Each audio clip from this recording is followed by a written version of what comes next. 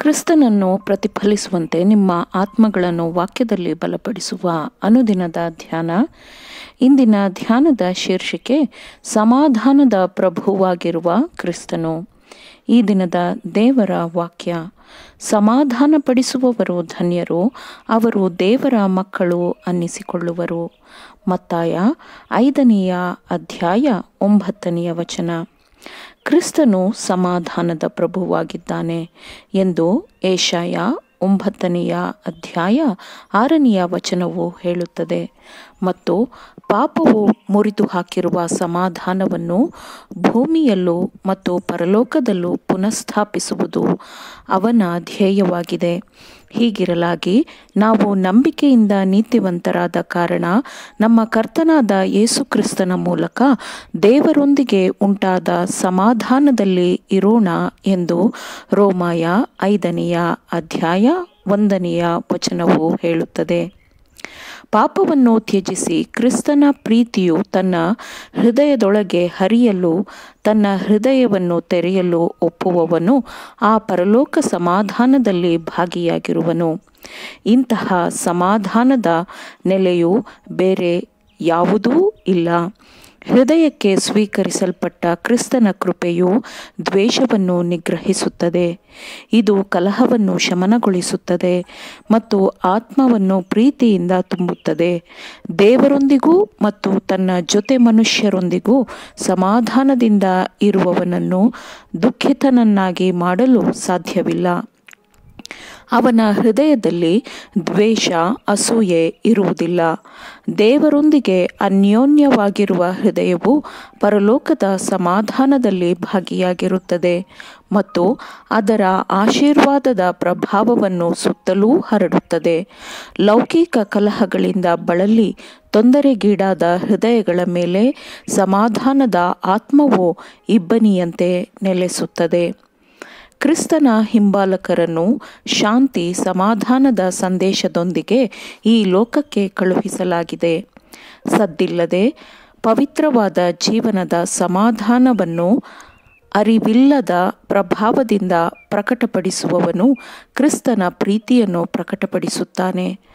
ಮತ್ತೊಬ್ಬರು ಪಾಪವನ್ನು ತ್ಯಜಿಸಿ ದೇವರಿಗೆ ತಮ್ಮ ಹೃದಯವನ್ನು ಒಪ್ಪಿಸುವಂತೆ ಯಾವನಾದರೂ ಮಾತಿನಿಂದಾಗಲಿ ಅಥವಾ ಕಾರ್ಯದಿಂದಾಗಲಿ ಪ್ರಭಾವ ಬೀರಿದರೆ ಅವನು ಸಮಾಧಾನ ಪ್ರಿಯನಾಗಿರುತ್ತಾನೆ. ಮತ್ತು ಸಮಾಧಾನಪಡಿಸುವವರು ಧನ್ಯರು, ಅವರು ದೇವರ ಮಕ್ಕಳು ಅನ್ನಿಸಿಕೊಳ್ಳುವರು. ಸಮಾಧಾನದ ಮನೋಭಾವವು ಪರಲೋಕದೊಂದಿಗಿನ ಅವರ ಸಂಬಂಧಕ್ಕೆ ಸಾಕ್ಷಿಯಾಗಿರುತ್ತದೆ.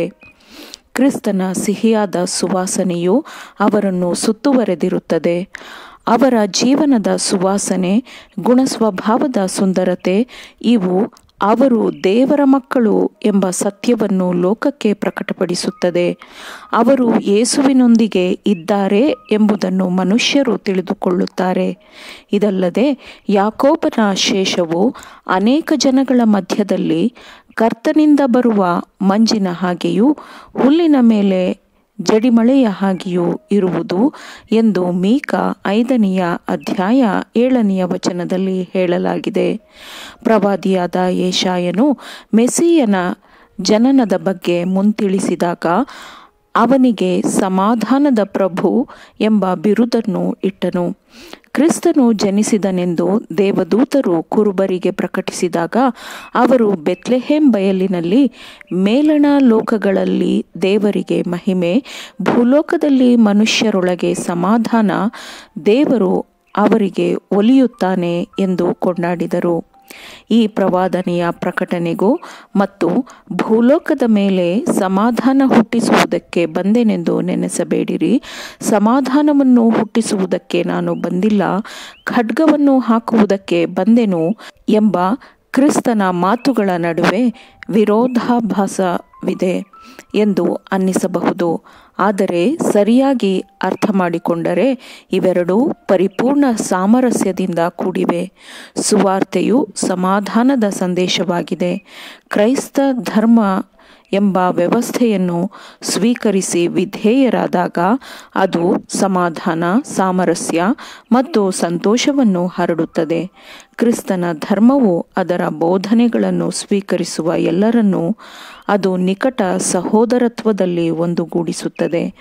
ಮನುಷ್ಯರನ್ನು ದೇವರೊಂದಿಗೆ ಮತ್ತು ಹೀಗೆಯೇ ಒಬ್ಬರಿಗೊಬ್ಬರನ್ನು ಬೆಸೆಯುವುದು ಯೇಸುವಿನ ಧ್ಯೇಯವಾಗಿತ್ತು. ಆಮೇನ್. ದೇವರ ವಾಕ್ಯಗಳನ್ನು ಶ್ರದ್ಧೆಯಿಂದ ಆಲಿಸುವವರು ಮಾತ್ರವೇ ಆಗಿರದೆ ಪಾಲಿಸುವವರು ಆಗಬೇಕೆಂದು ನಿಮ್ಮನ್ನು ಉತ್ತೇಜಿಸುತ್ತೇನೆ.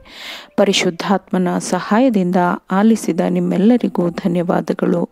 ಮತ್ತೆ ದೈನಂದಿನ ಧ್ಯಾನಕ್ಕಾಗಿ ನಾಳೆ ಸಂಧಿಸೋಣ. ಆಮೇನ್.